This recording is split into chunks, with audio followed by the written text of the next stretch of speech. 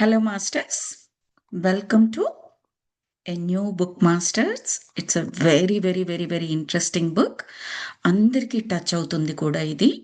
చాలా క్యూరియాసిటీ కూడా వస్తుంది మనకి ఈ బుక్కులోని విషయాలు తెలుసుకునేటప్పుడు. బుక్ నేమ్ వచ్చేసి సోల్ ప్లాన్. సోల్ అంటే ఆత్మ. ఆ ఆత్మ ప్లాన్ ఏంటి? మనందరికీ తెలుసు. మన యొక్క ఆత్మ ఈ శరీరంలో ఉన్నది. ఈ శరీరం నేను కాదు. ఈ శరీరంలో ఉన్న నేను ఎవరు అంటే ఆత్మ. రైట్? ఇంగ్లీష్‌లో దాని పేరే సోల్. ఆ సోల్ అందరికీ తెలుసు. థియరిటికల్‌గా అందరికీ ఆ జ్ఞానం ఉంది. బట్ ప్రాక్టికాలిటీ వచ్చేటప్పటికి నేను అనగానే మన శరీరమే అనుకుంటాం మోస్ట్ ఆఫ్ ద టైమ్. కాస్త కాన్షియస్‌నెస్‌లో ఉన్నప్పుడు అప్పుడు నేను అంటే ఆత్మ అన్న విధంగా చెబుతాము. బట్ డైలీ లైఫ్‌లో నేను అంటే శరీరం అన్న స్పృహతోనే ఉంటాము. అదే కాన్షియస్‌నెస్‌తో ఉంటాము. ప్రతి క్షణం సోల్ అన్న కాన్షియస్‌నెస్‌లో ఉన్నట్లయితే జీవాత్మ ఈక్వల్స్ టు పరమాత్మ. రమణ మహర్షి ఎగ్జాంపుల్ మనం చాలా సార్లు చెప్పుకున్నాము. ఇంకా అంతకన్నా బెస్ట్ ఎగ్జాంపుల్ మన కళ్ళ ముందర కనపడదు. నవేడేస్ అంటే రీసెంట్ కదా రమణ మహర్షి గారు. కొంతమంది 125, 150 ఇయర్స్ ఉన్నవారు ఆయన యొక్క నిర్యాణం కూడా చూశారు. ఆ జ్యోతిని కూడా చూశారు అని చెప్పేసి చాగంటి గారు చెప్తారు. సో అది. ఈ సోల్ ప్లాన్‌లో ఫస్ట్ దీంతో ఎందుకు స్టార్ట్ చేశాను అంటే, ఇది మెయిన్ పాయింట్ అన్నమాట. అంతర్లీనంగా ఉండేది మెయిన్ పాయింట్. ప్రాక్టికల్‌గా ఎక్స్‌పీరియన్స్ చేయడం ఇది. ఓకే.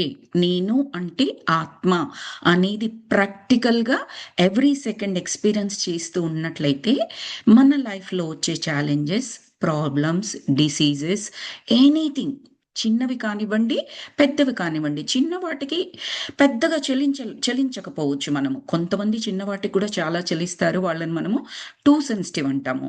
కొంతమంది పెద్దవొచ్చినా కూడా, ఆటుపోట్లొచ్చినా కూడా చెక్కు చెదిరినట్టుగా కనిపించరు. అట్‌లీస్ట్ బయటికి. లోపల కొంతమందికి డ్యామేజ్ ఉంటుంది. బయట కనిపించకుండా జాగ్రత్త పడతారు. మరికొంతమంది లోపల, బయట ఒకేలాగా ఉంటారు. ఏంటి వాళ్ళ యొక్క రహస్యం? సో, ఇలాంటి వాటికి మనకి ఇందులో డిఫరెంట్ వేస్‌లో ఆన్సర్స్ ఒస్తాయి మాస్టర్స్. దీన్ని రాసిన మాస్టర్ పేరు రాబర్ట్ స్క్వాట్స్. తను. తను రాబర్ట్ స్క్వాట్స్ అనే అతను రాశారు. తను ఒరిజినల్‌గా రచయిత అలా అన్నట్టుగా ఏమీ చెప్పలేదండి ఇక్కడ. తనేంటి అంటే తన గురించి క్లుప్తంగా తెలుసుకుందాము. తనొక మార్కెటింగ్ అండ్ కమ్యూనికేషన్స్ డిపార్ట్‌మెంట్‌లో ఒక సాధారణ ఎంప్లాయీ. మనందరిలాగానే జస్ట్ మార్కెటింగ్ కమ్యూనికేషన్స్ తన ఓన్‌గా చేసుకునేది. ఆ జాబ్ చేస్తూ ఉంటారు కానీ, ఎందుకో ఆయనకి సాటిస్ఫాక్షన్ ఉండదు. అందులో ఛాలెంజెస్ అలా ప్రాబ్లమ్స్ అన్నట్టుగా ఏమీ చెప్పరు. But he won't feel any satisfied by doing that work. ఆ వర్క్ ఆయనకు సాటిస్ఫాక్షన్ లాగా ఇవ్వదు. ఇవ్వకుండా ఏమనిపిస్తూ ఉంటదంటే, ఆ కంపెనీలో ఎక్కడో వర్క్ చేస్తాడు కదా!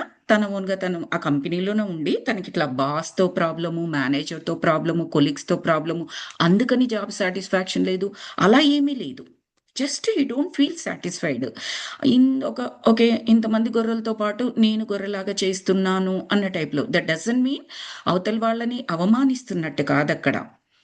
అందరూ చేసే పని నేను చేస్తున్నాను. ఇన్ కేస్ నా పని నేను చెయ్యకపోతే, ఈ పని వేరే వాళ్ళు కూడా చేస్తారు. కంపెనీకి ఎటువంటి నష్టము ఉండదు. నేను ఇప్పటికిప్పుడు రిజైన్ చేసినా, నా పని ఇమ్మీడియేట్‌గా వేరే వాళ్ళు చేస్తారు. ఎలాంటి లాస్ ఉండదు. అలా కాకుండా నేను మాత్రమే చేయగలిగే పని ఏంటి? ఇది ఇక్కడ మొదలవుతది క్వెషన్. ఆ లోపలికి జర్నీ చేయడానికి, ఆ నేను అనే అక్కడికి రీచ్ అవ్వడానికి ఇక్కడి నుంచి మొదలవుతది జనరల్లీ.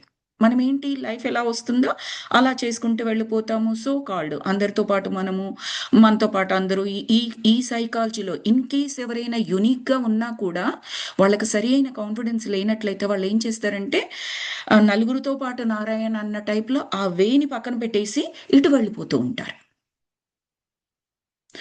వెరీ సింపుల్ ఎగ్జాంపుల్ చెప్తాను నేను. ఆ కాన్ఫిడెన్స్ లేకపోతే అనేది. నాది రీసెంట్‌గా జాన్వరి నుంచి నాది ప్రాజెక్ట్ అయిపోయిందండి. నేను అప్పటికి 12 ఇయర్స్ వరకు నేను జాబ్ చేశాను. 12 ఇయర్స్ నుంచి చేస్తున్నాను. అండ్ అది జాబ్ ఎండ్ అవుతుంది, కంటిన్యూ అవ్వచ్చు. ఇలా 50, 50 ఉండింది డిసెంబర్ వరకు నాకు. But you know what? నేను కొంచెం కూడా లోపల నాకేమీ బాధ లేదు. ఎందుకంటే ఫ్యూ ఇయర్స్ నుంచి నా లోపల ఉంది. నేనెప్పుడు మా వారికి చెప్తూ ఉండేదాన్ని. ఒక రిజిగ్నేషన్ లెటర్ నా డ్రాఫ్ట్స్‌లో ఉంటుందనమాట. నాకసలు సాటిస్ఫాక్షన్ లేదు. I don't want to do it. Not that any problem ఉందని కాదు. హ్యాపీగా వర్క్ ఫ్రమ్ హోమ్ చేసుకునే ప్రాబ్లమే. నేను చక్కగా ధ్యానము, జ్ఞానము, క్లాసులు ఇవి కూడా నేను చక్కగా మేనేజ్ చేసుకునేదాన్ని. అంత హాయిగా ఉండేది. అయినప్పటికి కూడా ఏదో లోటు, ఏదో ఇదిగా అన్నట్లుగా ఉండేది. మామూలుగా జాబ్ పోతుందంటే ఎస్పెషల్లీ యూఎస్‌లో మనందరికీ తెలుసు.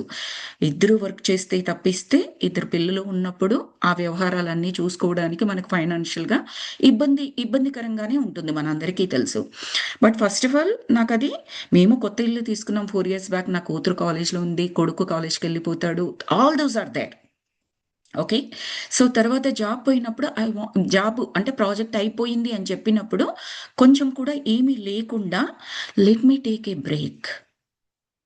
Let me enjoy this break. Take a break గాదు. ఆల్రెడీ వాళ్ళు బ్రేక్ ఇచ్చేశారు. Enjoy this break.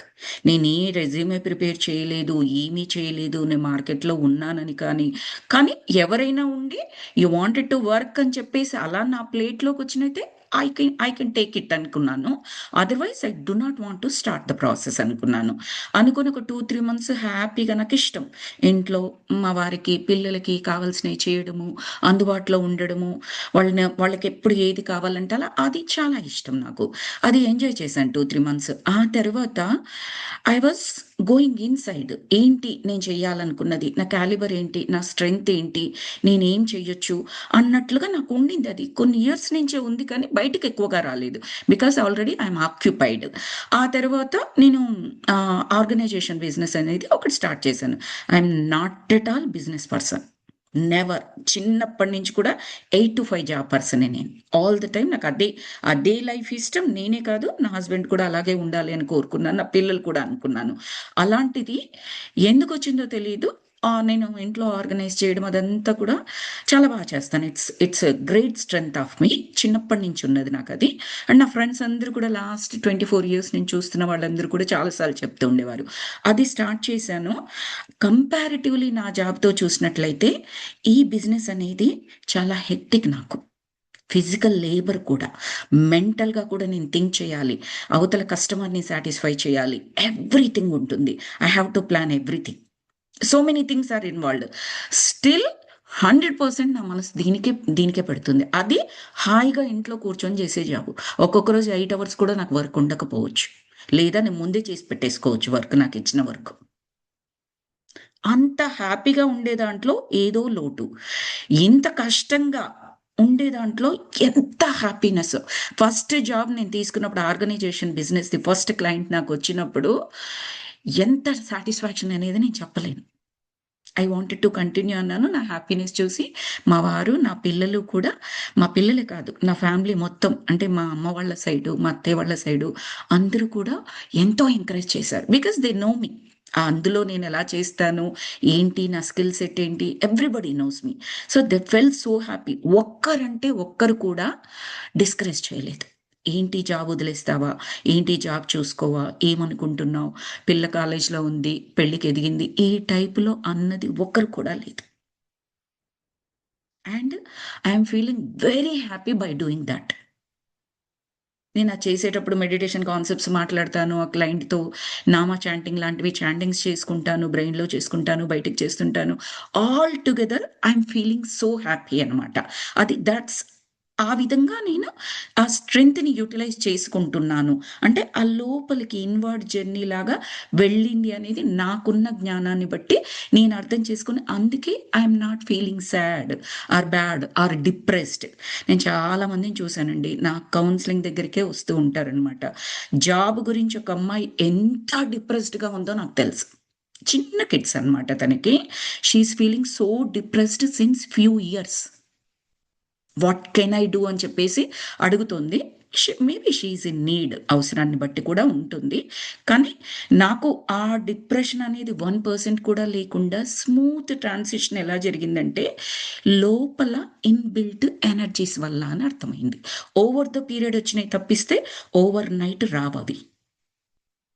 ఇలాంటి బుక్స్, జ్ఞానము, ధ్యానము ఇవన్నీ తీసుకోవడం వల్ల అది ఆ ఎనర్జీ అక్యుములేట్ అయిపోతూ ఉంటుంది. వెన్ ఏ సిచ్యువేషన్ కమ్స్ అప్పుడు యాక్ట్ అవుతుందనమాట. అంటే ప్రాక్టికల్‌గా ఇంప్లిమెంటేషన్ జరుగుతుంది. I just want to share that experience. తర్వాత coming to soul plan book. ఈయన ఏం చెప్తారు అంటే రాబర్ట్ స్క్వాట్స్ గారు, ఆయన మార్కెటింగ్ అండ్ కమ్యూనికేషన్స్ డిపార్ట్మెంట్‌లో ఆయనకు పెద్దగా సాటిస్ఫాక్షన్ ఉండదు. అలాగని ఇప్పుడు ఈయన దేవుడిని నమ్మరు అని ఉండదు. అలాగని పెద్ద పూజలు, ప్రేయర్సు అదే పనిగా దాని గురించి చేయిస్తారు అలా కూడా ఉండదు. స్పిరిచ్యుయాలిటీ అంటే మాత్రం చాలా ఇంట్రెస్ట్ ఆయనకి. అదొకటుంటుంది. ఎవరు? రాబర్ట్ స్క్వాట్స్ గారు, మన రచయిత. ఈ సోల్ ప్లాన్ బుక్ రచయిత. సో, ఆయనకదుంటుంది. అదొక లోపల ఉంటూ ఉంటుందనమాట. So, something I need to do which I can only do. నేను మాత్రమే చేయగలిగేది ఏంటి అనేది ఆ ప్రశ్న తొలిచేస్తా ఉంటుందనమాట. ఇది ఒక 2003 వరకు ఆయన అందరిలాగే సాధారణ జీవితం. Everyday life style is exactly same. 2003లో ఈ మలుపు ఏర్పడుతుంది ఆయనకి. 2003 మే 7th అని డేట్ కూడా ఇచ్చారనమాట. ఇది రాబర్ట్ స్క్వాట్స్ గారి గురించి. ఆయనది normal life, wife, kids everything నార్మలే. దాని గురించి చిన్న ఇంట్రడక్షన్ పార్ట్. తర్వాత ఈ సోల్ ప్లాన్ బుక్‌లో ఆయన ఏం రాస్తారు అంటే ఆహ్, ఒక జన్మ తీసుకునేటప్పుడు ఆత్మ ఒక శరీరాన్ని తీసుకొని జన్మ తీసుకునేటప్పుడు ఆల్రెడీ ప్రీ బర్త్ ప్లానింగ్ అనేది ఒకటి ఉంటుంది. ఎక్కడ? పైలోకంలో. జన్మ ఇంకొక జన్మ వెంటనే జరిగిపోవాలని లేదు మాస్టర్స్. మధ్యలో కొన్ని వందల సంవత్సరాలు ఉండొచ్చు, వేల సంవత్సరాలు ఉండొచ్చు. Or very less amount of time కూడా ఉండవచ్చు. ఇట్ డిపెండ్స్ అనమాట. సోల్‌కి ఆ చాయిస్ ఉంటుంది కూడా. సో, ఆ ప్రీ బర్త్ ప్లానింగ్ అనేది ఒకటి ఉంటుంది. ఆ ప్రీ బర్త్ ప్లానింగ్‌లో సోలు ఎయిదర్ తన కర్మ, ప్రీవియస్ కర్మ అదంతా కూడా ఉంటుంది కదా! ప్రీవియస్ జన్మలలో అక్రూ చేసుకున్న కర్మ ఉంటుంది కదా! ఆ బేస్ మీద కానివ్వండి, లేదా ఇప్పటి వరకు ఆ సోల్ ఎన్ని బర్త్స్ అయితే తీసుకుందో అవన్నీ చూసుకొని నేను ఏ లెసన్ కంప్లీట్ చేశా, ఏ లెసన్ కంప్లీట్ చేశా, ఇంకేం లెసన్స్ ఉన్నాయి. ఇంతవరకు నేను తీసుకున్న జన్మల్లో నేను అన్ని సుఖాలు అనుభవించే జన్మలే తీసుకున్నానా? అంటే నాకు ఆత్మ ప్రగతి ఏమీ లేదు. యెస్, ఇట్స్ గోయింగ్ ఆన్ అంతే. అదేమి తప్పు అని కాదు. కొంతమంది వరసగా అలా సుఖాలని అనుభవించే జన్మలే తీసుకుంటారు. Everything is good. కొంతమంది ఏం చేస్తారంటే ఇక బోరొచ్చేస్తది ఆ సోల్‌కి. మళ్ళీ పైకెళ్ళిపోయిన తర్వాత let me take some challenging things in this life. నేర్చుకోవాలి. అన్ని ఛాలెంజెస్ కంప్లీట్ అవుతేనే జీవాత్మ పూర్ణాత్మలో కలిసిపోతుంది లేదా పూర్ణాత్మగా మారిపోతుంది. అంటే టోటల్ సోల్ యొక్క లైఫ్ టైమ్‌లో ఎప్పుడో ఒకప్పుడు కంపల్సరీ ఆ ఛాలెంజెస్ అయితే తీసుకోవాలి. ఏదో ఒక విధంగా. రైట్? సో, అలా ప్రీ బర్త్ ప్లానింగ్ చేసుకుంటదనమాట. చేసుకున్నప్పుడు ఆ సోలే ఆ ఛాలెంజెస్‌ని, ఆ సిట్యుయేషన్స్‌ని, ఆ బాంధవ్యాలంటే పుట్టినప్పటి నుంచి మన parents, siblings, relatives, extended family, friends పెరిగిన తర్వాత, పెళ్ళైన తర్వాత husband, kids, husband family, their relatives, job చేస్తే కొలీగ్స్, ఎక్కడుంటున్నారో ఆ society, everything even place also. నేను ఇండియాలో పుట్టాలి అండ్ నా స్పిరిచ్యువల్ జర్నీ అమెరికాలో సాగాలి. There I have the work. మన పరమహంస యోగానంద గారి బుక్‌లో ఉంటుంది. ఆయన ఇండియాలోనే పుడతారు. బట్ ఆయన ప్లాన్ ఏంటి అంటే ఇక్కడ ఆ స్పిరిచ్యుయాలిటీని స్ప్రెడ్ చేయాలి. ఇక్కడే ఎక్కువ కాలం ఉంటారు. స్పిరిచ్యువల్‌గా ఆయన మాస్టర్ అయిన తర్వాత పరమహంస యోగానంద గారు. సో, అక్కడ పుట్టి ఆ దేశాన్ని వదిలి ఇంకొక దగ్గరికొచ్చి అక్కడ ఏదో యాక్టివిటీ ఆర్ సర్వీస్ ఆర్ మన సోల్ ప్లాన్ రిలేటెడ్ ఏదైతే ఉందో చేసినప్పుడు we don't need to feel bad or sad or guilty. జనరల్‌గా అది నార్మల్‌గా ఉంటూ ఉంటది. But depending on our lifes. Just only సుఖాల కొరకే వచ్చామా, గిల్టీ ఫీల్ అవుతున్నామా, then that is also part of your soul plan. ఆ గిల్టీనెస్ ఆల్సో. బికాజ్ మీరు టర్న్ అవ్వాల్సిన సిట్యుయేషన్ ఉంటుంది. ఆ గిల్ట్‌లో నుంచే వచ్చేస్తదనమాట. అలా కాకుండా ఒక యాక్టివిటీ చేస్తున్నారు, సర్వీస్ చేస్తున్నారు. ఆయన క్రియా కార్యక్రమాలు చేసేవారనమాట పరమహంస యోగానంద. ఇక్కడ ఆయన ఇన్‌స్టిట్యూషన్స్ ఉన్నాయి. Lot of funding is needed. బోల్డ్ అంత ఫండింగ్ ఫారినర్స్ నుంచి వచ్చింది, ఇండియా నుండి వచ్చింది. అక్కడ ఉన్న మాస్టర్స్ అందరూ కూడా ఈయనకు ఆ గైడెన్స్ ఇనిషియల్గా కావాలి కదా. పరమహంస యోగానంద బుక్లో ఉంటుంది.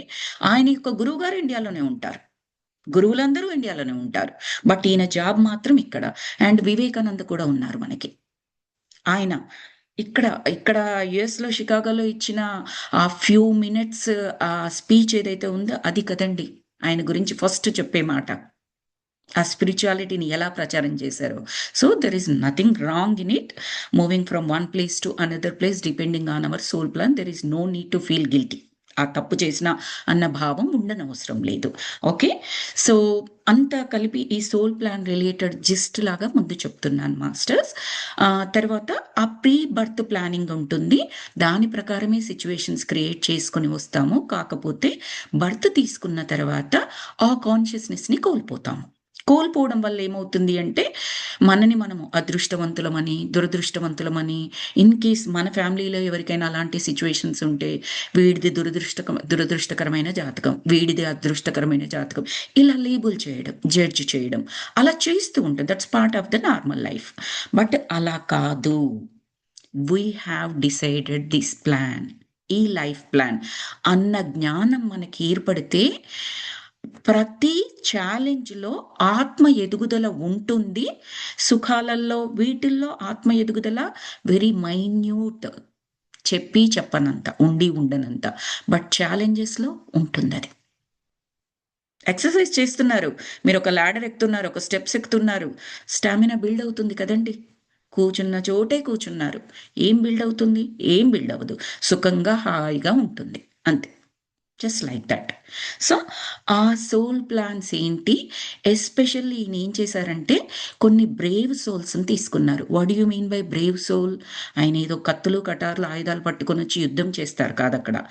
బ్రేవ్ సోల్స్ మీన్స్ ఎవరైతే వాళ్ళ లైఫ్లో so many challenges or big challenges, one big challenge అయినా పెట్టుకొని వచ్చిన వాళ్ళని బ్రేవ్ సోల్స్ అని చెప్పారు. వాళ్ళు ఎందుకు అలా పెట్టుకొని వచ్చారు?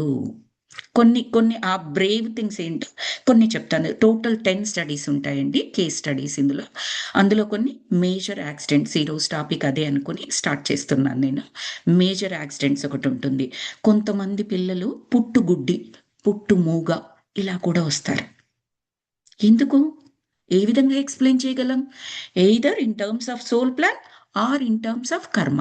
ఈ 2 విధాలుగానే ఎక్స్ప్లెయిన్ చేయగలం. అదర్వైజ్ ఇంకెలా ఎక్స్ప్లెయిన్ చేయగలమండి దాన్ని? సో అలా పుట్టుగుడ్డి, మూగ, చెవుడు లేదా ఏదైనా పుట్టుకతోనే ఇబ్బందికరమైన సిచ్యువేషన్, లైఫ్కు సంబంధించిన ఇబ్బందికరమైన సిచ్యువేషన్, లేదు కొంచెం పెద్దగా అయిన తర్వాత పిల్లల్లో కానీ పెద్దల్లో కానీ డ్రగ్స్ అలవాటు, ఆల్కహాల్ అలవాటు, రకరకాలుగా ఉంటాయి కదా, ఆ టైప్ ఆఫ్ అలవాట్లు.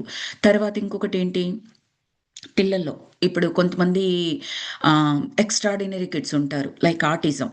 వాళ్ళు ఎందుకు అలా ప్లాన్ చేసుకొని వస్తారు, వాళ్ళ ఫ్యామిలీ సిచ్యువేషన్స్ ఏంటి, అది కానివ్వండి. కొందరు ఒక కేస్ స్టడీ ఉంటుంది, బ్రెస్ట్ క్యాన్సర్ ఉంటుంది ఆవిడకి, చాలా పెద్ద డిసీజ్ అది.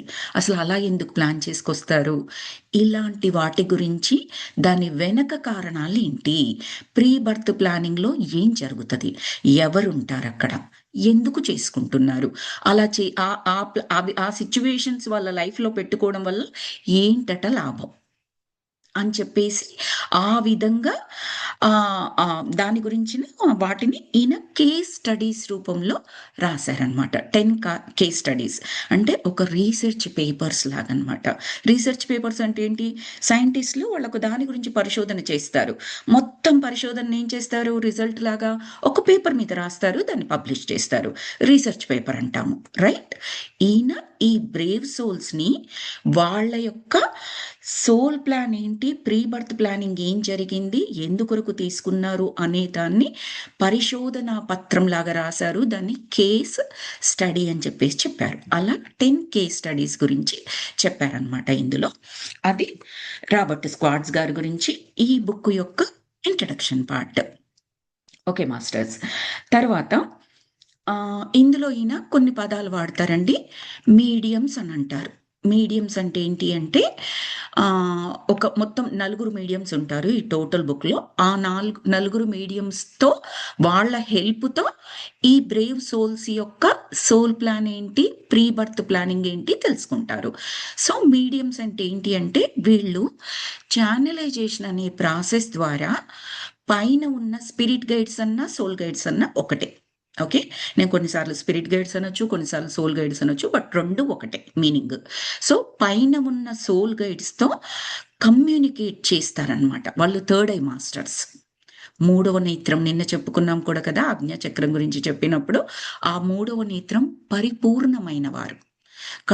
కళ్ళు తెరుచుకొని మనం బయటిది ఎలా చూస్తున్నామో, కళ్ళు మూసుకొని మూడవ కన్నుతో అలా చూస్తారు. ఎగ్జాక్ట్‌లీ టీవీలో ఒక మూవీ మనం ఎలా చూస్తామో అలా చూస్తారు. జరిగినది, జరుగుతున్నది, జరగబోయేది కూడా చూడగలరు ఆ థర్డ్ ఐ మాస్టర్స్. అలాంటి థర్డ్ ఐ మాస్టర్స్ అన్నమాట ఈ నలుగురు మీడియమ్స్. వాళ్ళ జాబ్ ఏంటి? త్రూ ద చానలైజేషన్ ప్రాసెస్ వాళ్ళు సోల్ గైడ్స్‌తో కమ్యూనికేట్ చేస్తారు. సో, వాళ్ళ హెల్ప్ తీసుకుంటారు. ఈయన బేసికల్‌గా థర్డ్ ఐ మాస్టర్ కాదు. రాబర్ట్ స్క్వార్ట్జ్ గారు. స్పిరిచువాలిటీతో మీద ఉన్న ఇంట్రెస్ట్, తర్వాత ఆయనకి నార్మల్ లైఫ్ మీద ఇంట్రెస్ట్ లేదు చూడండి. Something I need to do అన్న ఆ జిస్ట్ అది ఆ క్వెస్ట్ ఏదైతే ఉందో, ఆతృత లేదా సారీ తపన అదేదైతే ఉందో, దానివల్ల ఈయన ఇందులోకి ఎంటర్ అవుతారనమాట. సో, ఆ మైండ్‌లో ఆ జాబ్ గురించి డిస్సాటిస్ఫాక్షన్ ఉంటుంది కదా! ఉన్నప్పుడు ఏమవుతుంది అంటే ఒకరోజు, ఆ రోజు మే 7థ్ 2003 అప్పుడేం చేస్తారు ఫస్ట్ ఒక ఆహ్, ఏంటి మన ఒక్క నిమిషం మాస్టర్స్.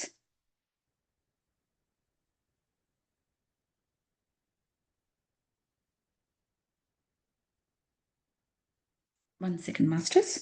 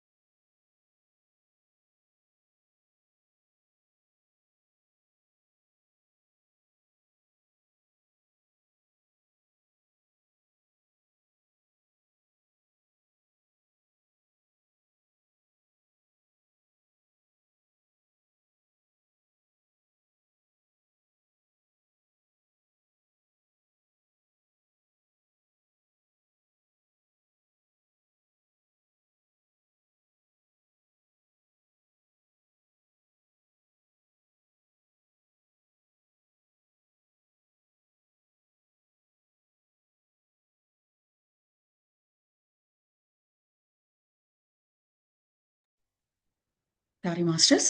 యాహ్! సో, తను ఏం చేస్తారు అంటే, ఆ రోజు ఒక మీడియంని కలవడం జరుగుతుందనమాట మామూలుగా. ఆయనకి ఏ రీజన్ అంటూ ఉండదు అక్కడికెళ్ళినప్పుడు.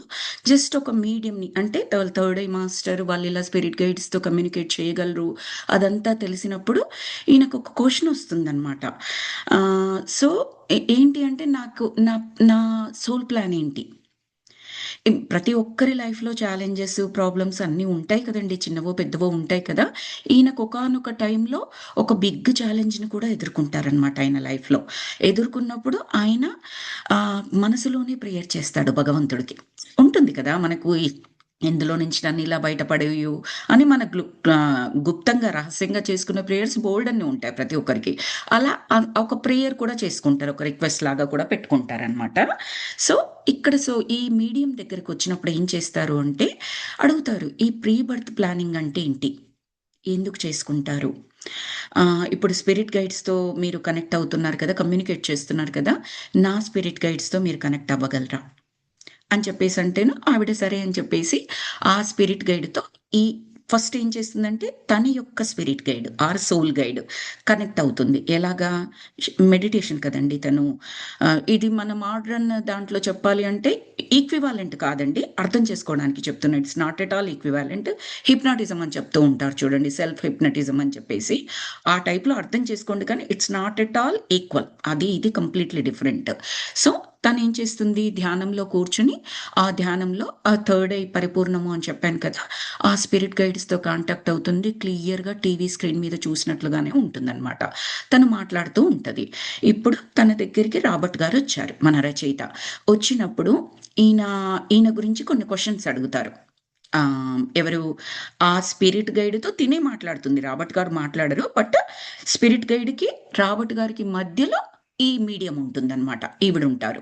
సో, ఒక్కొక్క క్వెషన్ స్పిరిట్ గైడ్ అడిగే క్వెషన్ రాబర్ట్ గారికి చెప్తుంది. రాబర్ట్ గారికి ఆ కెపాసిటీ లేదు. డైరెక్ట్‌గా మాట్లాడగలిగే కెపాసిటీ లేదు. It needs lots of energy. అంత లేదు ఆయనకి. ఆయన ఈవిడకి చెప్తూ ఉంటారు. నీ పేరేంటి? నీకు భార్య, పిల్లలున్నారా? వాళ్ళేంటి? నీ బర్త్ డేట్ ఏంటి? సో అండ్ సో వివరాలు ఎవ్రీథింగ్ అవన్నీ కూడా ఏమడిగారో అవి క్లుప్తంగా చెప్తూ ఉంటారనమాట. సో, ఈయన లైఫ్‌లో జరిగిన కొన్ని సంఘటనలని ఆ సోల్ గైడు ఆ మీడియంకి చెప్తే, ఆ మీడియము ఈయనకి చెప్తూ ఉంటది. అందులో ఒకటి బాగా ఆశ్చర్యం ఏమనిపిస్తదంటే, ఈయన మనసులో ఏదైతే ప్రేయర్ రిక్వెస్ట్ పెట్టుకున్నారో, దాని గురించి కూడా చెప్తుందావిడ. ఎవరు? ఆ పైనున్న సోల్ గైడ్. సోల్ గైడ్ చెప్తే మన మీడియం రాబర్ట్ గారికి చెప్తుంది. నాకు చాలా ఆశ్చర్యమేస్తది. నే ఎవ్వరికీ ఎప్పుడూ చెప్పుకోలేదు. ఇది నా ఆలోచన. ప్రేయర్ అంటే నా లోపల ఉంది. నా ఆలోచన మాత్రమే. ఇది కూడా వీళ్ళకి తెలిసిపోయిందా? వాళ్ళు చెప్పే ఆన్సర్స్‌ని బట్టి ఈయనకు చాలా అంటే వాళ్ళెంత నిజాయితీగా చెబుతున్నారు. వాళ్ళ యొక్క ఉంటుంది కదా! విశ్వసనీయత అనేది ఒకటుంటుంది. మనం నమ్మకపోతే ఏది నమ్మము. రైట్? సో, ఈయనకు నమ్మకం ఏర్పడుతుంది. అందుకే ఫస్ట్ తన గురించొచ్చింది. తన లైఫ్‌లో జరిగినయి తనకు ఖచ్చితంగా తెలుస్తుంది కాబట్టి, ఆ విశ్వసనీయత పార్ట్ ఏదైతే ఉందో దాన్ని టిక్ చేసుకోగలం మనం. అంటే కన్ఫర్మ్ చేసుకోగలం. సో, పూర్తిగా ఆయనకర్థమైపోతుంది. నమ్మకం కలుగుతుంది. కలిగిన తర్వాత ఆ రోజు సంవాట్ సాటిస్ఫైడ్‌గా ఫీల్ అవుతాడు. ఆయనకు ఆ ఛాలెంజెస్ ఏం పెట్టుకున్నాడు అదంతా కూడా కొన్ని మాట్లాడుతూ ఉంటారనమాట. ఆ ప్రీ బర్త్ ప్లానింగ్ ఏంటి అన్నది ఆవిడ కనపడుతూ ఉంటది కదా మీడియంకి. సోల్ గైడ్స్ అక్కడుండి చెప్తూ ఉంటారనమాట. సో, దానితో ఈయనకు నమ్మకం వచ్చేస్తుంది. వచ్చేసి ఏమనిపిస్తదంటే, why can't I do something like this? ప్రతి ఒక్కరికి ఛాలెంజింగ్ సిట్యుయేషన్స్ ఉంటాయి వాళ్ళ లైఫ్‌లో. ఎంతో మంది బ్రేవ్ సోల్స్ ఉంటారు. ఓకే. ఎంతో మందంటే రేషియో పరంగా నా పాపులేషన్‌తో చూసుకుంటే చాలా కొద్ది మందే బ్రేవ్ సోల్స్ ఉంటారు. మిగతా వాళ్ళవందరివి చిన్న చిన్న ప్రాబ్లమ్స్ మెంటల్‌గా దాన్ని ఎక్కువగా మాగ్నిఫై చేసి అంటే దాని పరిమాణం ఎక్కువగా ఊహించుకొని మనం పెద్దదిగా అనుకుంటాం తప్పిస్తే, నిజానికి దాని ప్రాబ్లమ్ యొక్క పరిమాణం చాలా చిన్నదిగా ఉంటది. Most of the problems masters. కానీ మైండ్‌లో క్యారీ చేయడం మాత్రం ఒక ఎవరెస్ట్ శిఖరం అంత పెద్దగా మనము క్యారీ చేస్తాము. Simple. I'll go back to my example. Job లేదు, జాబ్ రాదు, మార్కెట్ బాలేదు, ఏఐ టూల్స్ వచ్చాయి, నాకు జాబ్ వస్తుందో లేదో, వర్క్ ఫ్రమ్ హోమే కావాలి, ధ్యానం మొదలుపెట్టాలి, సత్సంగులు చేయలేను. ఇవంతా కూడా నేను క్యారీ చేయొచ్చు. ఎవ్రీడే వర్క్ కూడా నన్ను చేయనివ్వదు ఆ డిప్రెషన్. పడుకోనివ్వదు, సరిగ్గా తిండి తిననివ్వదు, ఏ పని చేయనివ్వదు. రైట్? ఏ విధంగా ఉపయోగం? అదే సిట్యుయేషన్‌ని నాకెలా అయిపోయింది? ఎంచక్కా క్లాసెస్‌కి యూజ్ చేసుకుంటున్నాను. నా ఇంట్రెస్ట్ ఏదుందో దాన్ని కనిపెట్టగలిగాను. అంటే ఇందులో నేను వెళ్ళగలను అనుకున్నాను. ఆ ఫోకస్ సంపాదించుకున్నాను. 2 రకాలుగా ఉంటుంది. మౌంటైన్‌ని నేను మోయడమా? లేదా లోపల ఇప్పటి వరకున్న ఆ గ్యాప్ ఏదైతే నాకు కొంచెం డిస్సాటిస్ఫాక్షన్ లాగా ఉంది కదా! దాన్ని ఫిల్ చేసుకోవడం. ఆ పర్పస్‌ని ఆలోచించుకోవడం. జస్ట్ నా చిన్న ఎక్స్‌పీరియన్స్ మాస్టర్స్. అది పెద్దది అని కాదు. బ్రేవ్ సోల్స్ అంటే కంప్లీట్‌లీ డిఫరెంట్ అక్కడ.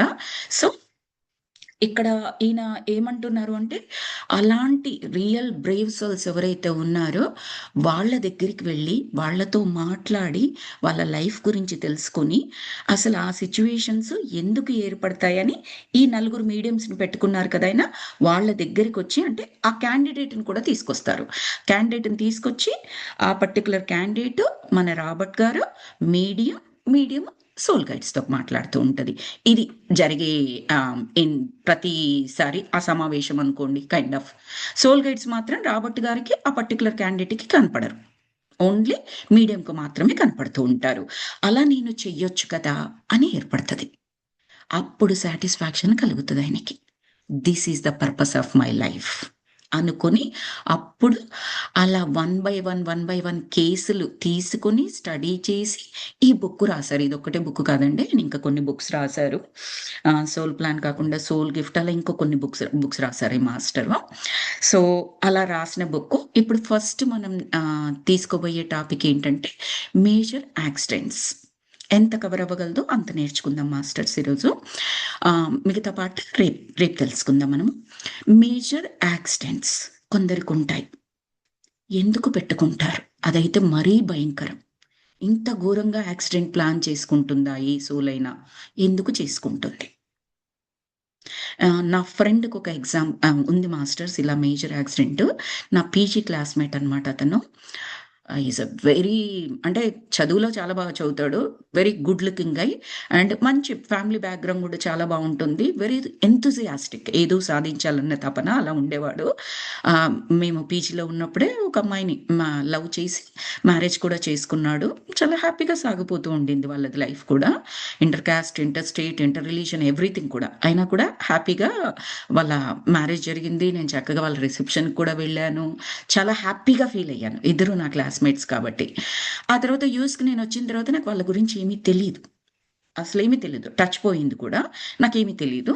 ఆ తర్వాత కొన్ని ఇయర్స్కి తెలిసింది ఏంటి అంటే, పెళ్ళైన 1.5 year ఆర్ 2 yearsకి ఆ అమ్మాయి క్యారీయింగ్, అంటే నా ఫ్రెండ్ అమ్మాయి ఉంటుంది కదా అతని wife, carrying 3 months 4 months carrying అనమాట. అప్పుడు ఒకరోజు అతను అమ్మాయిని, ఇద్దరు లెక్చరర్సే, మంచి మంచి శాలరీతో లెక్చరర్స్, అక్కడ డ్రాప్ చేశారు. కాలేజ్ దగ్గర అమ్మాయిని డ్రాప్ చేసి అబ్బాయి బైక్ మీద వెళ్తున్నప్పుడు ఒక బస్ వచ్చేసి చాలా దారుణంగా గుద్దేసింది. మెదడు చితికిపోయింది అంటామే, అది కనిపిస్తుంది అతనిది. ఒక లెఫ్ట్ సైడ్ పార్ట్ అంతా కూడా చితికిపోయింది. ఒక బాక్స్ తీసుకుని మీరు ఇలా దగ్గరికి నలిపేసిన సైడ్ మీకు కనపడుతుంది కదా, అదేం ఈవెన్గా ఉండదు మీకు. నలిపేసింది ఇక్కడ మొత్తం ముడతలు పడిపోయి ఎలా ఉంటుందో, అతని ఒక సైడ్, లెఫ్ట్ సైడ్ నేను చూసింది చాలా ఇయర్స్ తర్వాత. ఫస్ట్లో ఎలా ఉందో నాకు తెలియదు అది.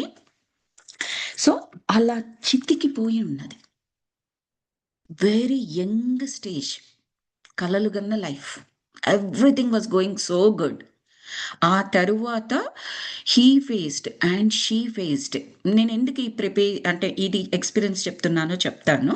మనకు తెలిసిన ఒక ఎక్స్పీరియన్స్ చెప్పుకున్నప్పుడు దాని ద్వారా ఈ బుక్లో చదువుతున్న సంబడి ఎల్సెస్ ఎక్స్పీరియన్స్ చదువుతున్నప్పుడు ఈజీగా కనెక్ట్ చేసుకోగలము అని. సో అతనికి ఆ యాక్సిడెంట్ అయినప్పుడు చాలా మేజర్ యాక్సిడెంట్, చాలా రోజులు కోమాలో ఉన్నాడు. బ్రతుకుతాడో లేదో కూడా తెలియదు. బోత్ సైడ్స్ ఫ్యామిలీస్ చక్కగానే చూసుకున్నారు, ఎవరిది ఏ ప్రాబ్లం లేదు. వైఫ్ కూడా చాలా పేషెన్స్గా, చాలా హ్యాపీగా, అంటే హ్యాపీగా ఇన్ ద సెన్స్ అతన్ని చూసుకోవడంలో నేను చెప్పేది.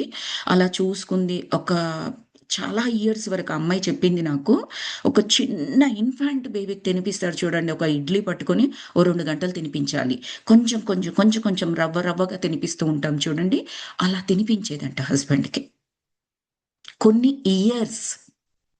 మళ్ళీ ఫైనాన్షియల్ సిచ్యువేషన్, జాబ్కు వెళ్ళేది. She was carrying at that time. ఆలోచించండి సిచ్యువేషన్ ఎలా ఉంటుందో, అంటే ఎంత ఛాలెంజింగ్ ఆలోచించండి.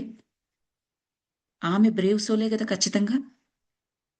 అతను బ్రేవ్ సోల్ ఒప్పుకుంటా, but what about her? She is even more.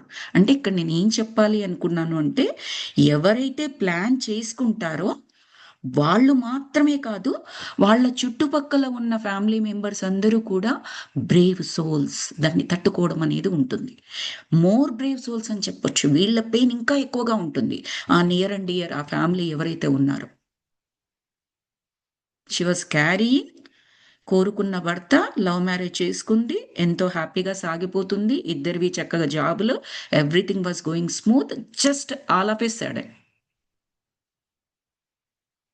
ఇంకా అప్పటి నుండి ఇప్పటి వరకు అండి, లైక్ 22 years అనుకుంటాను అతనికి యాక్సిడెంట్ జరిగి. తను మాట్లాడతాడు, ఉంటుంది, బట్ గుర్తుండదు ఏమీ.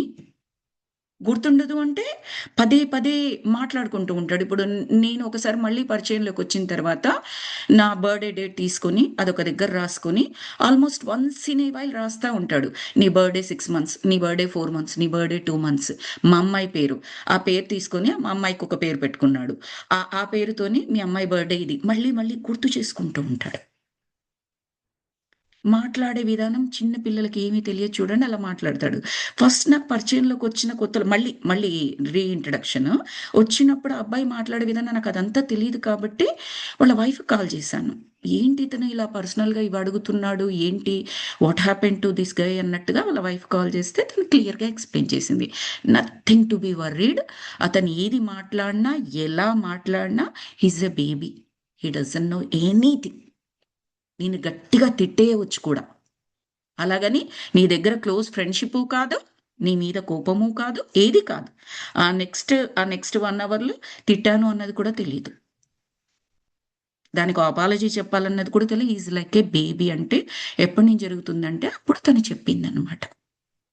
ఒక అబ్బాయి ఉన్నాడు వాళ్ళకి ఆ క్యారింగ్ అప్పుడు చెప్పాను కదా! అబ్బాయి ఉన్నాడు. He is just living his life అంతే ఇంకా. He is dependent. So, rest of the life also same thing. అలాంటి ఒక మేజర్ యాక్సిడెంట్ ఇందులో ఇప్పుడు డిస్కస్ చేస్తారు రాబర్ట్ గారు. ఇదేంటి అంటే ఆహ్, నేను ఈ నేమ్స్ రాసుకున్నాను మాస్టర్స్. అది చెప్తాను. హ్మ్. జేసన్ అన్నమాట. అతని పేరు జేసన్. ఈ మేజర్ యాక్సిడెంట్ ఎవరైతే ప్లాన్ చేసుకున్నారో అతని పేరు జేసన్. అతనికి 32 ఇయర్స్ ఉన్నప్పుడు ఆ యాక్సిడెంట్ అవుతది. యాక్సిడెంట్‌కు ముందర, యాక్సిడెంట్ తర్వాత అతని మెంటల్ స్టేట్ గురించి చెప్పుకుందాం. ఫస్ట్ ముందర చెప్పుకుందాం. He is a happy guy. తనొక షెఫ్ అన్నమాట. ఒక రెస్టారెంట్‌లో షెఫ్‌లాగా పనిచేస్తాడు. అతని డ్రీమ్ ఏంటంటే ఎవరికైనా వాళ్ళ కెరీర్‌లో గ్రోత్ కావాలి. ఒక 5 స్టార్ దాంట్లో సూపర్ డూపర్ షెఫ్. మంచిగా పేరు ప్రఖ్యాతులు రావాలి. అండ్ ఆఫ్‌కోర్స్ మంచిగా కుక్ చేయాలి. అవన్నీ చేస్తేనే కదా వచ్చేది. అలాంటిదొక డ్రీమ్ ఉంటుంది. హి ఎంజాయ్స్ హిస్ వర్క్ అన్నమాట. అండ్ ఫ్యామిలీ అంటే ఇష్టం. ఫ్యామిలీకి ఈయనంటే ఇష్టం. కమ్యూనిటీలో ఫ్రెండ్స్ ఉంటారు కదా! ఫ్రెండ్స్, రిలేటివ్స్ చాలా చక్కగా మాట్లాడతాడు. అందరితో సత్సంబంధాలు ఉంటాయి. మంచి గై. డీసెంట్ గై. ఆ షెఫ్‌లాగా మంచిగా ఎదుగుతూ కూడా ఉంటాడనమాట. ఎదిగినప్పుడు ఒకసారి ఎదగడం అంటే ఆ 5 స్టార్ దాంట్లో షెఫ్‌లాగా రావాలని కోరుకుంటాడు గదా! ఆ స్టేజ్‌కి రీచ్ అవుతాడు. సో, డ్రీమ్ కదండీ! మరి పార్టీ, సెలబ్రేషన్ అవన్నీ కూడా ఉండాలి కదా! సో, అందరిని పిలిచి అందరూ ఇష్టపడతారు కూడా ఈయనని. ఈయన అందరితో షేర్ చేసుకొని హ్యాపీగా ఉండే పర్సన్. సో, మంచిగా ఫ్రెండ్స్, రిలేటివ్స్, కమ్యూనిటీ అందరిని పిలుచుకొని ఇంట్లో అంతా పండగ వాతావరణంలాగా ఉంటదనమాట. అది సెలబ్రేట్ చేసుకుంటాడు. అతనికి ఆ స్టార్ షెఫ్ అదొచ్చింది అన్నది. ఇంట్లో స్విమ్మింగ్ పూల్‌లో జనాలుంటారు. అంటే స్విమ్మింగ్ పూల్ ఉంటుందనమాట. సో, అందులో ఆడుకునే వాళ్ళు ఆడుకుంటూ ఉంటారు. ఇంట్లో అందరూ మాట్లాడుకునే వాళ్ళు కోలాహలంగా ఉంటుంది. ఈయనకి వైఫ్, వైఫ్ పేరేంటంటే డావినా అండ్ ఇద్దరు కొడుకులుంటారు. పెద్ద కొడుకు పేరు జెరెన్, చిన్న కొడుకు పేరు గ్యారెట్ ఫాక్స్. కానీ ఫాక్స్ అని పిలుస్తూ ఉంటారు. మళ్ళొక్కసారి చెప్తున్నాను names. Not that important names గుర్తుపెట్టుకోవడం అనేది.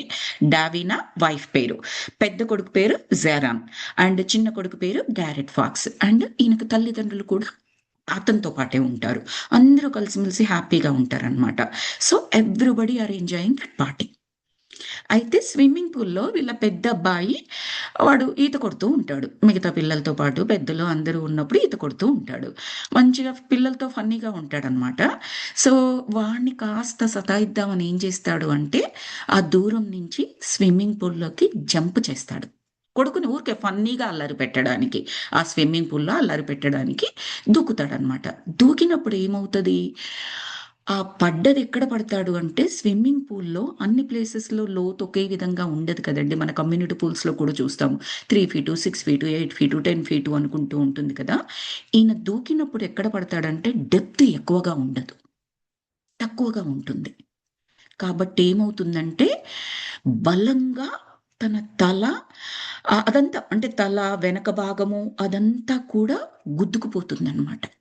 విచ్ఛిన్నమైపోయినట్టుగా అయిపోతుంది. ఎక్కడ అంటే, వెన్నుముకలో ఏదో విరిగినట్టుగా ఒకటేసారి చాలా పెద్ద అది అది తెలుస్తదనమాట. ఆయనంటే దూకినప్పుడు అందులోకి దూకినప్పుడు ఆ పెయిన్ ఏదైతే ఉంటుందో అదంతా తెలుస్తుంది. ఆ బ్యాక్‌లో ఉంటుంది. దానికి సైంటిఫిక్ టర్మ్ ఏదో వాడారు. మన మెడిసిన్ టర్మ్ ఏదో వాడారు. Medical term. సో, కానీ మనకు తెలిసినంత వరకు ఆ వెన్నెముకలో అనమాట. సో, ఆ తర్వాత అతను కాన్షియస్‌నెస్‌ని కోల్పోతాడు. ఆ వాటర్‌లోనే. కానీ మిగతా వాళ్ళందరూ కూడా ఉన్నారు కదా పూల్‌లో. ఆ పెద్దబ్బాయి టక్కున చూసేసి చుట్టూ అందరిని పిలిచి వాళ్ళ నాన్నని హెల్ప్ కావాలి అన్నట్టుగా రియలైజ్డ్ అనమాట. సంథింగ్ హ్యాపెన్ టు డాడ్ అనేది అతనికి అర్థమవుతుంది. వాళ్ళందరిని పిలిపించుకొని అతన్ని హాస్పిటల్‌కి తీసుకొనెళ్తారు ఐసీయూకి. Because there is no consciousness in him. అతనిలో చైతన్యం లేదు. He was completely lost. So, ఐసీయూకి తీసుకెళ్తారు. తీసుకెళ్ళినప్పుడు ఇంకా ఐసీయూలో 2 వీక్స్ ఉంటాడండి. అన్నీ ఇంకా పరీక్షలు ఎవ్రీథింగ్ అన్నీ చేయాలి కదా! సో, అవన్నీ చేస్తారు. 2 వీక్స్ తర్వాత ఇతనికి 2 వీక్స్ తర్వాతని కాదు. ఆ 2 వీక్స్ పీరియడ్‌లో కాన్షియస్‌నెస్‌లోకొస్తాడు. అంటే ఔట్ ఆఫ్ డేంజర్. తనకేమి లైఫ్ థ్రెట్ ఏమి ఉండదు. బయటికొస్తాడు కానీ చూసేటప్పటికి ఒంటి నిండా పైపులు, ఇంజెక్షన్‌లు. తనకి ఫస్ట్ అర్థం కాదు ఎక్కడున్నాను అన్నది. బికాస్ తనకి కాన్షియస్‌నెస్ ఎప్పుడుంది? స్విమ్మింగ్ పూల్‌లో దూకినప్పుడు. మళ్ళీ కాన్షియస్‌నెస్ ఎప్పుడొచ్చింది? హాస్పిటల్ బెడ్ మీద. అర్థం కాదు అతనికి. చుట్టూ చూస్తాడు. బాడీ కండిషన్ చూసుకుంటాడు. చూసుకుంటే బ్యాక్ అంతా సపోర్ట్ లేదు. అర్థమైంది. Something happened. అతనికర్థమైంది. అతనిలో కదులుతున్న కండరాలు ఏమైనా ఉన్నాయి అంటే షోల్డర్ కండరాలు. షోల్డర్ జాయింట్స్ ఉంటాయి చూడండి. ఆ కండరాలు మాత్రమే కదులుతూ ఉంటాయంట. దాన్ని మాత్రమే, అది కూడా ఏం ఫ్రీ మూవ్‌మెంట్ కాదు. పెయిన్ ఉంటుంది. ఆ పెయిన్‌తోనైనా కూడా కదిలించగలిగేది కేవలం ఆ పార్టే. మిగతా పార్ట్ చచ్చుబడిపోయింది. అలా ఉంటుంది. ఫ్రెండ్స్, రిలేటివ్స్, ఇంట్లో ఫ్యామిలీ మెంబర్స్ అందరూ ఉంటారు. అతనికి ఎలాగంటే మంచి సపోర్టివ్‌గా ఉంటారు. ఇప్పుడు నేను ఇంతకుముందు ఎగ్జాంపుల్ చెప్పాను కదండీ! నా ఫ్రెండ్‌ది అని, నా పీజీ క్లాస్‌మేట్ అని. వాళ్ళ ఇంట్లో అందరూ సపోర్టివ్‌గా ఉన్నారు అని చెప్పాను కదా! అలాగే భార్య, ఇద్దరు కొడుకులు, తల్లి, తండ్రి, కమ్యూనిటీ ఫ్రెండ్స్ ఎవ్రీబడి. అందుకే ఇతని యొక్క మనస్తత్వం ముందర మీకు చెప్పాను. బిఫోర్ యాక్సిడెంట్ అతని లైఫ్, టూకీగా అతని మనస్తత్వం ఎలా ఉంటాడు అందరితో కలిపి అని చెప్పేసి చెప్పాను. ఇప్పుడు వాళ్ళందరూ వచ్చి చూసి, పలకరించి, పరామర్శించి ఇతనికి ఏం కావాలి, ఏంటి ఫుల్లీ సపోర్ట్ ఉంటుంది. అయితే అక్కడొకటి ఏం చెప్పారు అంటే, ఈయన సెల్ఫ్ అనాలిసిస్ చేసుకోవడం మొదలుపెడతాడు. అంటే ఖాళీగానే కూర్చున్నాడు కదండీ! ఖాళీగా ఇన్ ద సెన్స్ పని పాట లేకుండా కూర్చోవడం అని కాదు. He can do anything else now. So, 2 things చేయొచ్చిక్కడ. నా పనయిపోయింది. ఇంక నేను దేనికి పనికిరాను. నా లైఫ్ అయిపోయింది అని ఇంక దానికి సంబంధించిన కథలల్లుకుంటూ ఎంత డిప్రెషన్‌కెళ్ళిపోవాలో అంత ఎళ్ళిపోవచ్చు. అంటే బతికున్నా చచ్చినంత డిప్రెషన్‌కెళ్ళిపోవచ్చు. That is one way. Other way ఏంటి? Positive thinking, positive attitude. ఏమని? నా బాడీ చచ్చిపోయింది. కళ్ళకు కనపడుతోంది. చెవులకు వినపడుతోంది. నోటి ద్వారా మాట్లాడగలను. కొద్దో గొప్పో భుజాల కండరాలు కదిల్చగలను. అన్నీ కమ్యూనికేట్ చేయగలను. Mentally I am 100% fit. There is no damage to it. So, why can't I survive like this? Fully positive attitude. ఆ విధంగా ఆయనలో వచ్చింది అని చెప్తారు. తరువాత వచ్చిపోయే జనాలుంటారు కదండీ! అందరూ ఉంటారు. అందరూ మంచివాళ్ళే. అందరూ సపోర్టివ్సే. బట్ ఒక్కొక్కరి క్యారెక్టర్ ఒక్కొక్క విధంగా ఉంటుంది. అండ్ ఒక్కొక్కరి కన్సోలింగ్ ఒక్కొక్క విధంగా ఉంటుంది ఓదార్పు అనేది. ఓదార్పే. వాళ్ళలో దురుద్దేశ్యం ఏమీ ఉండదు. ఇంటెన్షన్ మంచిదే. బట్ ఓదార్చే విధానంలో తేడాలుంటాయి. అక్కడ వాళ్ళ యొక్క క్యారెక్టర్ కానీ, వాళ్ళ యొక్క క్యారెక్టర్ అని చెప్పను. వాళ్ళ యొక్క ఎనర్జీ స్టేట్ మనం గమనించవచ్చు. వాళ్ళు ఏ స్థితిలో, ఏ జ్ఞాన స్థితిలో ఉన్నారు అన్నది. ఆ కన్సోలింగ్‌లో. 2 రకాల పీపుల్ 2 రకాలుగా అబ్జర్వ్ చేస్తాడట వచ్చిన వాళ్ళలో.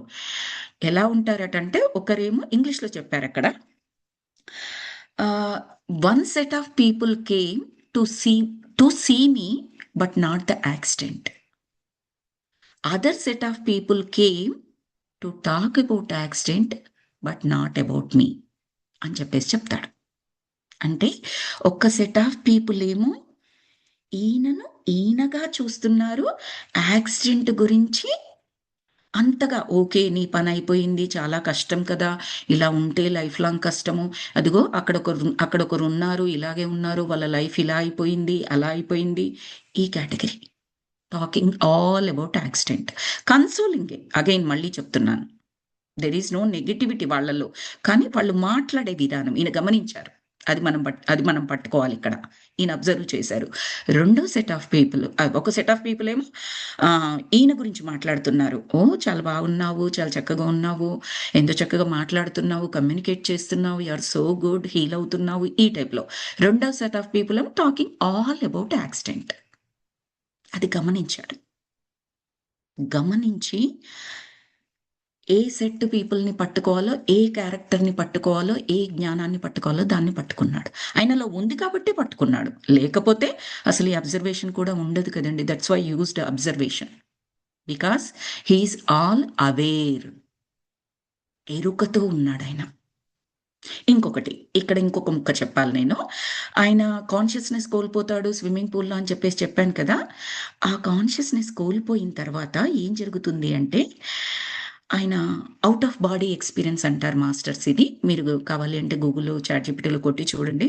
చాలా మందికి ఇన్ ద సెన్స్ ఈ గ్రేట్ మాస్టర్స్‌కి ఔట్ ఆఫ్ బాడీ ఎక్స్‌పీరియన్సెస్ ఉంటాయన్నమాట. సో, అలాంటి ఔట్ ఆఫ్ బాడీ ఎక్స్‌పీరియన్స్ పొందుతారు. అంటే ఈయన సోలు అన్‌కాన్షియస్‌నెస్ అయిపోయారు కదా! It's nothing but one kind of a death. Right? ఆ టైంలో ఆయనకి ఏ చలనం లేదు. ఏదీ లేదు. బాడీ మూవ్‌మెంట్ లేదు. మెంటల్‌గా కూడా ఏదీ లేదు. ఒక రకమైన డెత్ అన్‌కాన్షియస్‌నెస్ అంటే.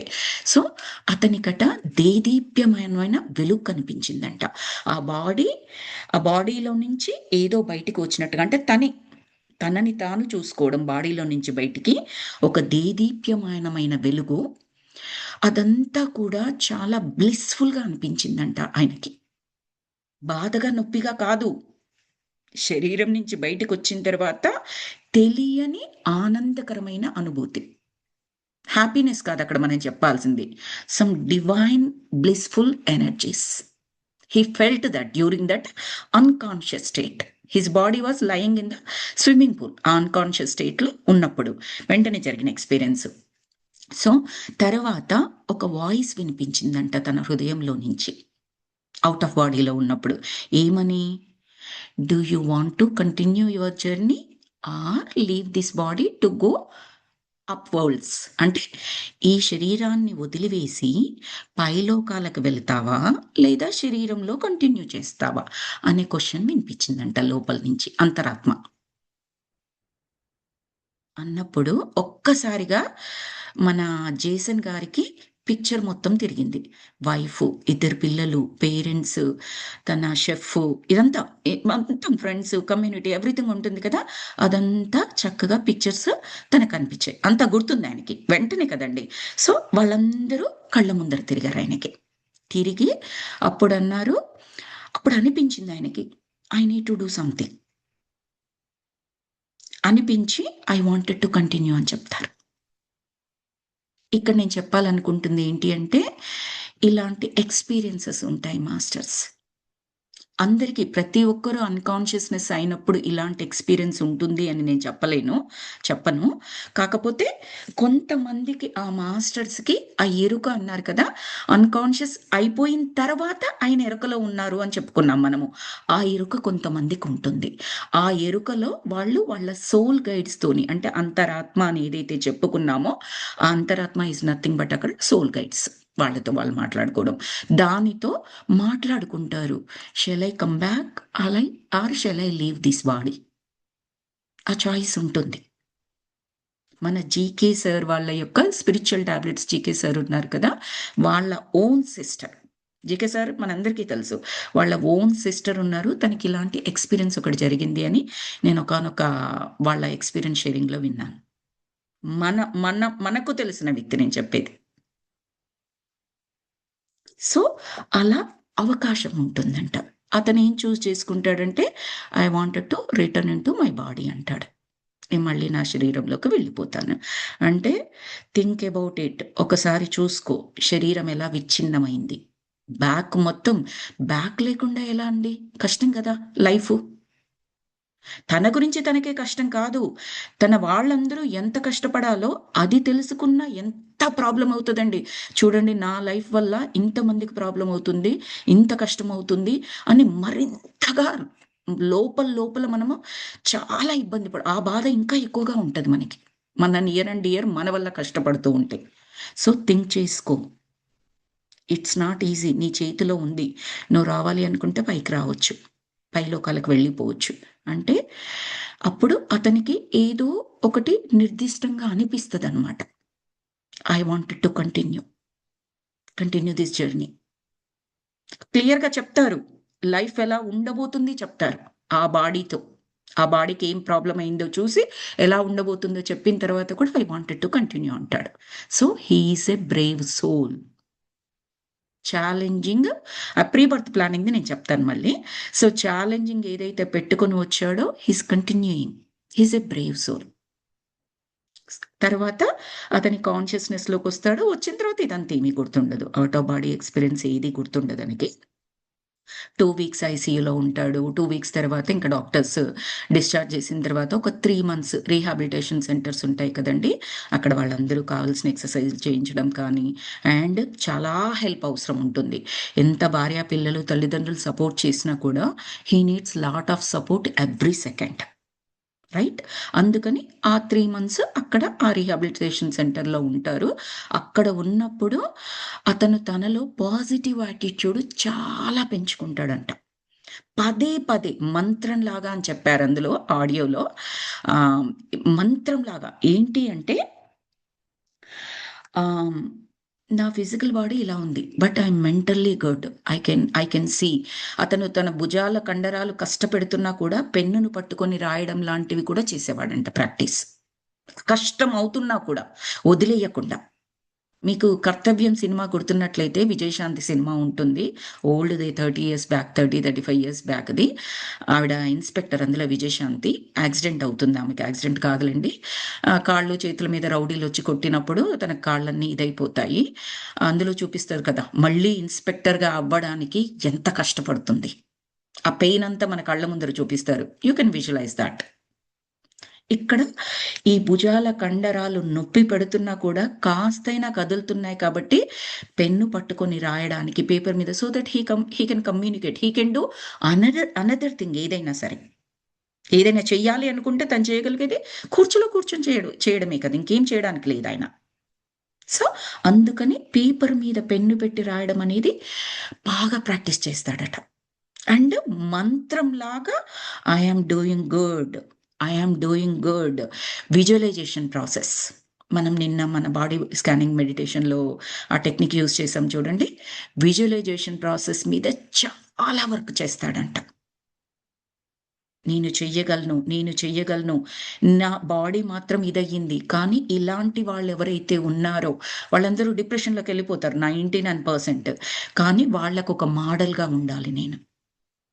ఇదయిపోయినా కూడా, ఇలా అయిపోయినా కూడా మనం ఈ బాడీ కాదు. అది ఈ ఈ చాప్టర్ ఎండ్‌లో మనకు చెప్పేది ఏంటంటే, మనకు ఫైనల్‌గా రాబర్ట్ స్క్వార్ట్జ్ ఏం చెప్తారు అంటే, "we are not this body. We are more than thought." ఆ మోర్ థాన్ థాట్ ఏదో తెలుసుకోవడం, దానితో లైఫ్ కంటిన్యూ చేయడం. That I will do it. I wanted to do it. I will do it. ఇలాంటి వాళ్ళకి ఎంతో మందికి it's not the end of the life. You can carry the life even though it happens something like this. ఇలా ఇంత major accident జరిగినా కూడా లైఫ్‌ని కొనసాగించవచ్చు. ఏది డిప్రెషన్‌తో బాధపడుతూ కాదు, హ్యాపీగా, సంతోషంగా అని చెప్పేసి మరింతగా ఆ 3 మంత్స్ పీరియడ్‌లో ఆ పాజిటివ్ యాటిట్యూడ్, ఆ విజువలైజేషన్‌తోని ఆయన అంటే తనను తాను మెంటల్‌గా చాలా బలంగా తయారు చేసుకుంటాడు. తర్వాత డిశ్చార్జ్ చేస్తారు. ఇంటికొచ్చేటప్పుడు వీల్ చైర్‌లో తీసుకురావాలి కదా! ఆ వీల్ చైర్ వీళ్ళకి స్టెప్స్ ఉంటాయన్నమాట. వీళ్ళ ఇంటికి స్టెప్స్ ఉంటాయి. మరి స్టెప్స్ ఉన్నప్పుడు వీల్ చైర్‌తో పైకి రావడం చాలా కష్టం కదండీ! ఆ పిల్లలు, వైఫు, పేరెంట్స్ అందరి సహాయం, కమ్యూనిటీ ఫ్రెండ్స్ కూడా సహాయం చేసినప్పుడు ఆ వీల్ చైర్‌తో పైకి తీసుకొస్తారు. కానీ డోర్స్ ఏమవుతుందంటే చిన్నగయిపోతాయి. వీల్ చైర్ ఏమో అందులో నుంచి పట్టదన్నమాట. మరి కష్టాలు మొదలయ్యాయి చూడండి. ఇలాంటివి చూసినప్పుడు మళ్ళీ డిప్రెషన్‌లోకి వెళ్ళిపోతాం. ఏంటి అవసరమా ఈ బాధంతా?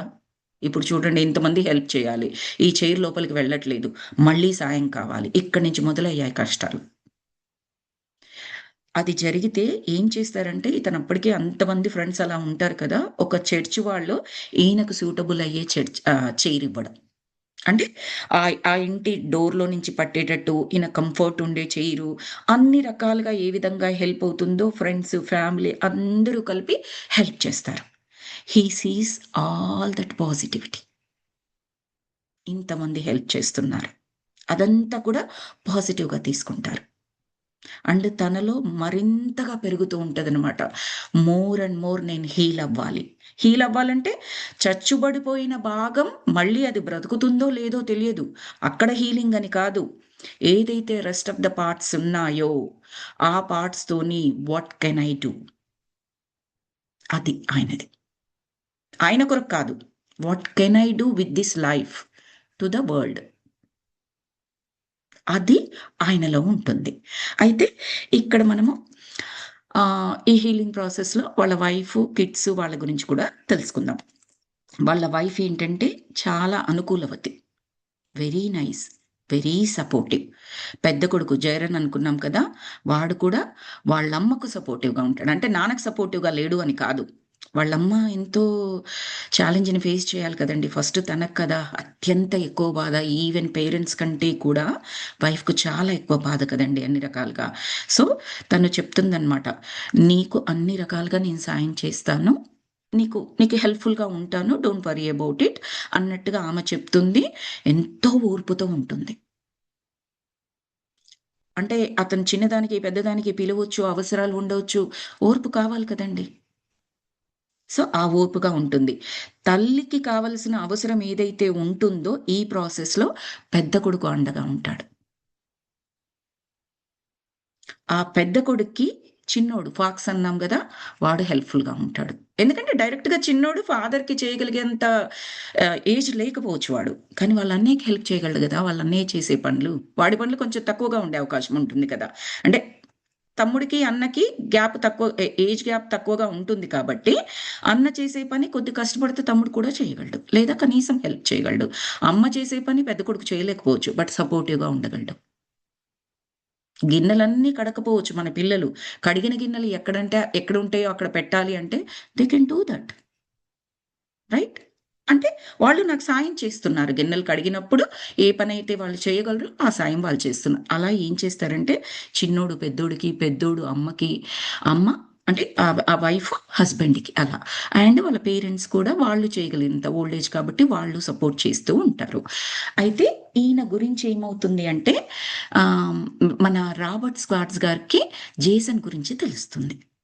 ఇలా ఒక బ్రేవ్ సోల్ ఉన్నాడు. మేజర్ యాక్సిడెంట్ అయింది అని చెప్పేసి తెలిసి ఈయన దగ్గరకొస్తాడు. వచ్చేసి ఈయనని క్వెషన్స్ అడుగుతాడనమాట. First he wanted to see his mental state. అప్పుడే కదా బ్రేవ్ అని చెప్పగలం. Otherwise he will not choose. Brave souls కావాలి అని అనుకున్నాడు కదా! సో, ఫస్ట్ అడుగుతాడు. ముందర ఎలా ఉండేవాడంటే ఆ లైఫ్, ఆ షెఫ్ ఎవ్రీథింగ్ చెప్తాడు. ఆ తర్వాత ఇప్పుడెలా ఉంది అంటే, అతను ప్రాక్టీస్ చేశాడు అని చెప్పాను కదా! రీహాబిలిటేషన్ సెంటర్‌లో మంత్రంలాగా I am good. I am all good. I can do this. I can do this అని ఏదైతే ప్రాక్టీస్ చేశాడో ఒక మంత్రంలాగా అదంతా కూడా రాబర్ట్ స్క్వాట్స్ గారు అతని మాటల్లో, జేసన్ మాటల్లో గమనిస్తాడు. ఆ పాజిటివ్ యాటిట్యూడ్. విపరీతమైన ఆనందం కలుగుతది ఈయనకి. ఇంత పెద్ద యాక్సిడెంట్ పెట్టుకొని, ఇంట్లో వాళ్ళందరూ కూడా డిప్రెసివ్‌గా కాకుండా సపోర్టివ్‌గా ఉన్నారు. ఈయన గిల్ట్ ఫీలింగ్‌తో కాకుండా వాళ్ళ సపోర్ట్‌ని అంగీకరిస్తూ ఈయనంత పాజిటివ్ యాటిట్యూడ్ అది మొత్తం చూస్తాడాయనక్కడ. చాలా సంతోషపడతాడు. సంతోషపడి అప్పుడు అనిపిస్తది. ఈ సోల్‌ని అంటే ఈ పర్టిక్యులర్ జేసన్‌ని నేనెందుకు నా కేస్ స్టడీకి తీసుకోకూడదు అని చెప్పేసి అనిపించి అతన్ని అడుగుతాడనమాట. అడిగినప్పుడు అతను యాక్సెప్ట్ చేస్తాడు. ఎందుకు యాక్సెప్ట్ చేస్తాడు? అతనేమి ఆ పాజిటివ్ యాటిట్యూడ్ అదంతా జేసన్ తన కొరకు కాదు. There is something I need to do for this world. అది ఆయనకు కావాల్సింది. మరి ఆపర్చునిటీ యూనివర్స్ నుంచి వచ్చిందా? ఎలా వచ్చింది? రాబర్ట్ గారి నుంచొచ్చింది. వస్తుంది. అలాగే వస్తుంది. ఏ పుస్తక రూపంలోనో, ఏ మనిషి రూపంలోనో, ఏ గురువు రూపంలోనో, ఏదో టీవీలో చూస్తుంటేనో, ఎక్కడో ఒక దగ్గర నుంచి మనకు కావాల్సింది మన సంకల్పాన్ని బట్టి యూనివర్స్ అందచేస్తుంది. రాబర్ట్ వెతుక్కొనొచ్చాడు జేసన్ దగ్గరికి. ఇప్పుడు మరి జేసన్ కేస్ స్టడీ ప్రపంచానికి మొత్తం జ్ఞానాన్ని పంచుతుంది కదండీ!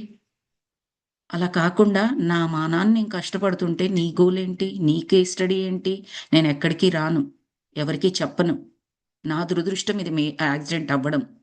ఏది లేదు. వెళ్ళిపో అని కూడా చెప్పొచ్చు కదా ఆయనకి. హి did not. He is aware. ఆ వర్డ్ మనం గుర్తుపెట్టుకోవాలి. అన్‌కాన్షియస్‌గా అయినప్పుడు కూడా అవేర్‌నెస్‌లో ఉండి దేదీప్యమానమైన వెలుగును చూసి, ఆ అంతరాత్మ నుంచి వచ్చిన సందేశాన్ని విని కంటిన్యూ అయ్యాడు ఈ లైఫ్‌లో. సో, ఇన్‌బిల్ట్ ఆయనకు ఆ అవేర్‌నెస్ ఎనర్జీస్ ఉన్నాయి.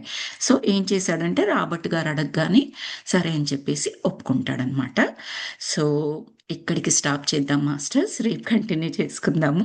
ఎందుకంటే రాబర్ట్ గారు జేసన్ గారిని ఆ మీడియం దగ్గరికి తీసుకెళ్ళి ఆయన ప్రీ బర్త్ ప్లానింగ్ ఎలా జరిగిందో చెప్తారనమాట. దాని గురించి మనం రేపటి క్లాస్‌లో కంటిన్యూ చేద్దాము. తిట్టుకోకండి నన్ను. I'm really sorry. ఇక్కడ స్టాప్ చేస్తున్నందుకు కానీ ముందే చెప్తున్నాను తిట్టుకోకండి. రేపు కంటిన్యూ చేద్దాం. Suspense. Thank you so much masters. Let me stop the recording.